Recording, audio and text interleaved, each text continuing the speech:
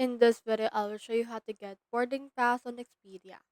So in order to do that, if you want to get your boarding pass, you first need to head over and then book a flight. Head over to expedia.com and then choose in here the flights option. Choose in here where you're living from. So for example, let's live from Hong Kong. So let's choose this and then let's go to US. For example, New York. Let's choose this one and then just choose the dates of which one you actually want to go. For example, let's choose 22 to 31 and click on done and then choose the number of travelers.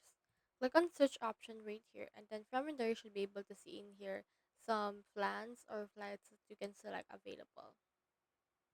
Now just select a flight and then once you have checked out or paid for that flight, you can find your boarding pass onto your account page. So that's how you get boarding pass on Expedia app. Hope we helped.